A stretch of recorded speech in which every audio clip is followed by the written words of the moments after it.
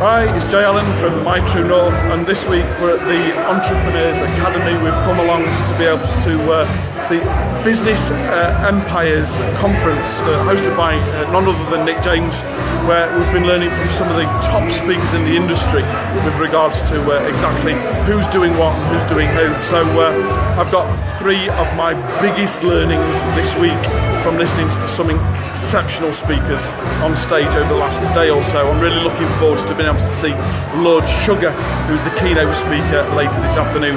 So I've entitled my first big learning this week with regards to the main thing being the main thing. And what I mean by that is it's too easy to become sidetracked by everything else that's going off out there. It's too easy to be sidetracked by all the other stuff, that it prevents you from being effective for as long or as physically capable as you're supposed to be.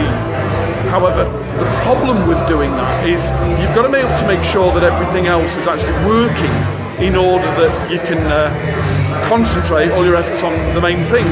My biggest learning this week is you've got to have checks and balances in place to be able to make sure that everything works the way that you actually need it to. You see, the problem is the fact that we spent a little bit of time this week being somewhat distracted by the fact that our IT starts to play up. We've got various checks and measures in place to be able to make sure that all of our IT is working well. And on Tuesday we were particularly tested with some form of attack on the system and some memory issues, some syncing issues, and it caused some quite significant problems for the business very temporarily whilst we're trying to be able to get things fixed. So it's massively important to be able to ensure that you've got all of your infrastructure in place and that you test it regularly for resilience, that when you actually need it, it works. So key activities, key personnel, key resources are the three things that you need to be able to concentrate on with regards to, are you making sure that they're all in place, they're all working, and you've got a counterbalance, a plan B, in case that any of those, the key activities or the key personnel or the key resources are being challenged at all whatsoever. My second biggest learning is with regards to business modelling and the 9 parts of the business model, and to determine, have you got a model that supports you and your activity effectively, or have you simply copied what you think everybody else is doing?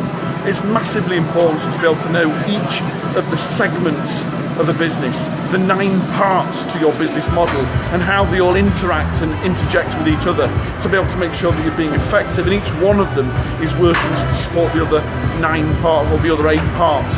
So if you want to know more about the 9 parts of business modelling, just quickly drop us a call or an email. I'd be more than happy to be able to send you our business modelling map to determine as to how your business fits into that. And then my third biggest learning this week is with regards to implementation. You see, yet again, I'm here at another conference as part of our own CPD, and I'm looking at about a sea of 400 or 500 business owners that are here to be inspired by some of the top speakers in the industry right now who are doing incredible numbers. Rob Moore was exceptional yesterday afternoon with his new book, Money, and the relationship with money. And I'm really looking forward to being able to listen to Lord Sugar later on this afternoon. But what I found most interesting is the sea of hands that goes up when you talk about people's inadequacies, about being willing or able or ready to actually go back and implement what it is that they've learned over the last couple of days. You see, what we're doing is, there's been a couple of times where the speaker's been on stage and we thought, do you know what, they're talking about stuff that's either not relevant to us right now or stuff that we've already put in place. And rather than just sitting and waiting for the next speaker to come along, we've nipped straight out, got out the notebooks and the laptops and the notepads, and we've started to implement the very things that we've learned from the last speaker in order to know that before we've even finished the conference that some of the things that we've been learning today are already in place. Now, when you look at implementation, it often falls into this relevancy of fear.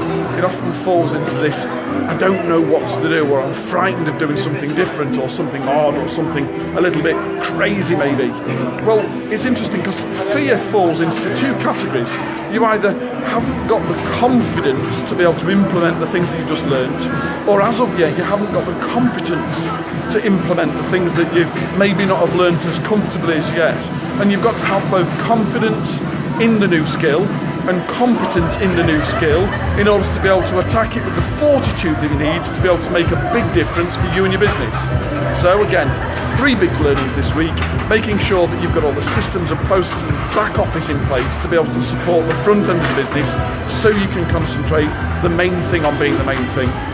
To understand more your business model and to understand as to how your model supports the growth and aptitude and vision of your business, and making sure that it's not just a case of testing something and hoping that it works, to have a model to be able to support the growth and sustainability of your business, and the competence and confidence to be able to try new things and implement them. I sincerely hope you've enjoyed today. I'm sorry for the background music, and I look forward to being able to share some more of my 3 biggest learnings with you and your audience.